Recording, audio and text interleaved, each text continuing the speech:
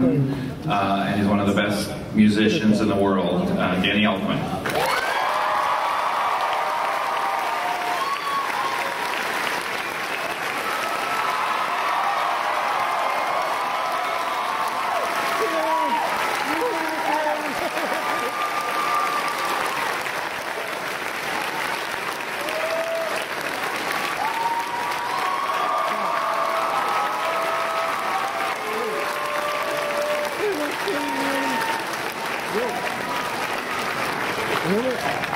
Now is this mic? Yeah, this mic is on great.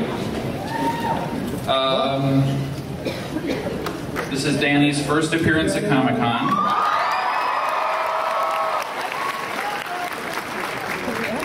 And you worked for 25 years now with Tim Burton, so I first want to ask you, what do you think has made this collaboration last so long? What do you and Tim Burton kind of have in sync that's helped this collaboration be so incredible over the years? First, I just want to say hello. This is very embarrassing for me. Terrified in both public speaking and tidal waves. Those are my two greatest fears.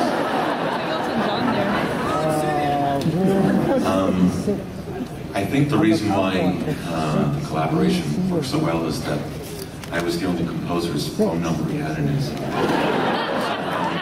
and he had others but kept losing his phone and lost them, number by number. I'm not really sure, actually, why he kept calling back. But you do have some, you and Tim have some probably similar maybe obsessions or interests that have kind of allowed you to communicate over the years, do you think? Yeah, I mean, when we first met, I was, obviously, a lot of people, I guess, know that I was in a rock band at the time.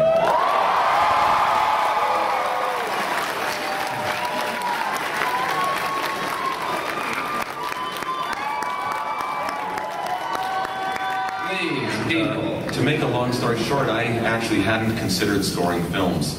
So I got a call that this young kid was doing a Pee Wee Herman movie, and I knew who Pee Wee was. I'd seen his shows. I'd actually seen Pee Wee since he started the character when he was at a troupe called the Groundlings.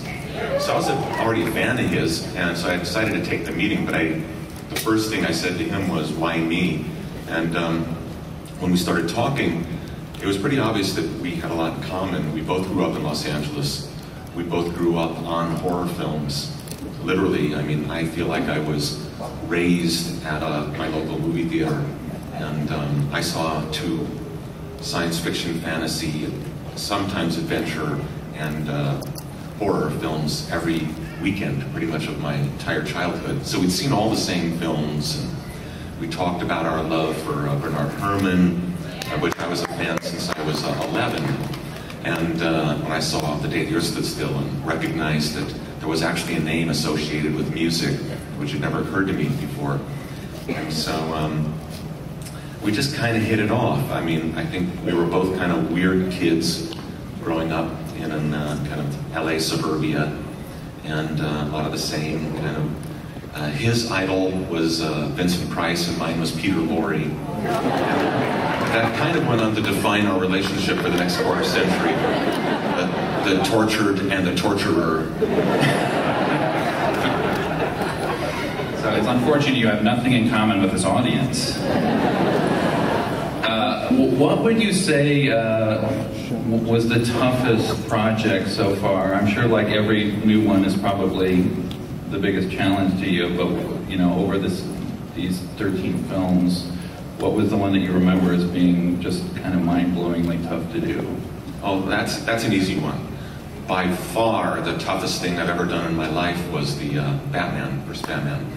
And the reason, thank you, I'd never done a big score, I'd never used a big orchestra. The studio didn't want me on the movie, and the producer definitely didn't want me on the movie. It was a luxury, so to be kind of the up-and-coming kids who's done nothing but quirky comedies. Just talk in a voice which I actually like better than my voice anyhow. I feel like an FM DJ. That last cut was by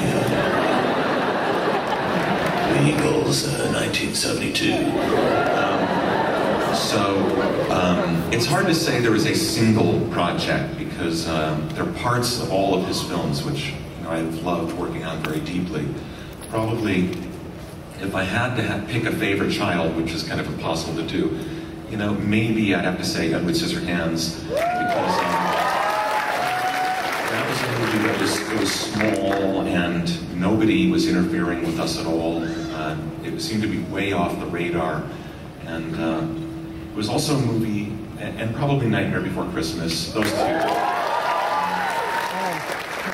Nightmare was also very special because, again, there was nobody looking over us and we didn't know how to start. So both those movies had felt like going in complete blackness and feeling for where to go. And Edward, I actually thought I was screwing up the movie by doing music that didn't fit at all until it was over. So that felt good that it ended up coming out okay.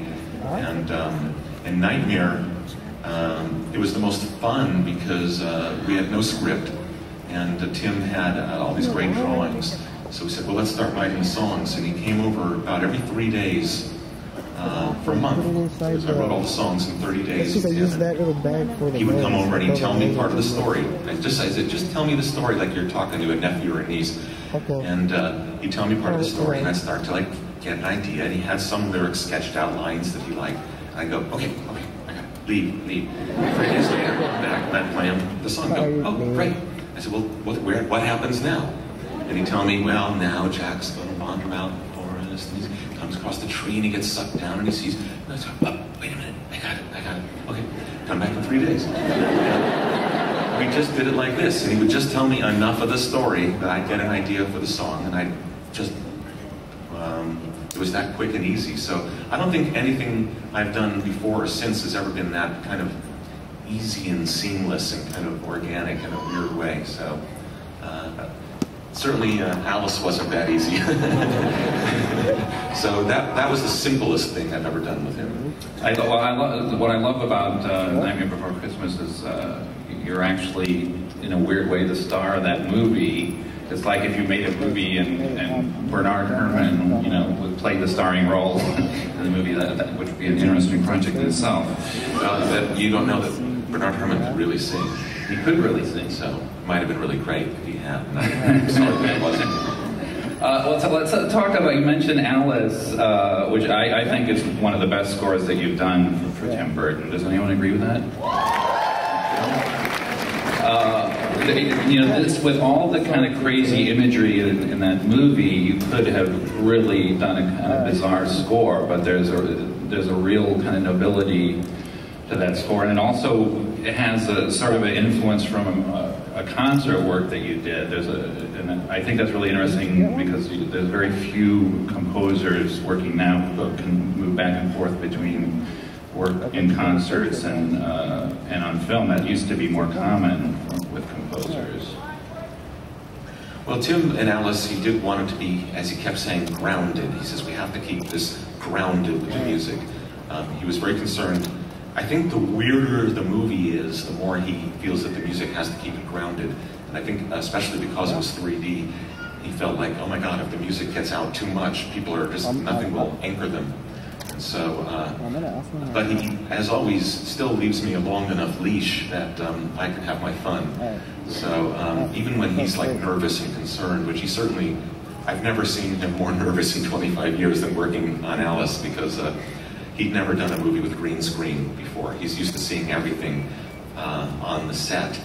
And only Tim Burton would bother to build a chocolate waterfall and a chocolate river with real boats rather than doing it after the fact digitally. So for Tim, not seeing the images in the frame made him incredibly nervous because he kept saying, I don't know. I don't know what the movie is yet.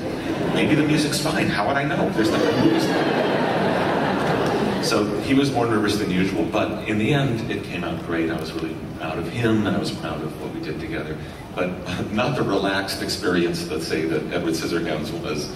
And leave it at that. You have worked in a huge variety of styles, but there's a recognizable element to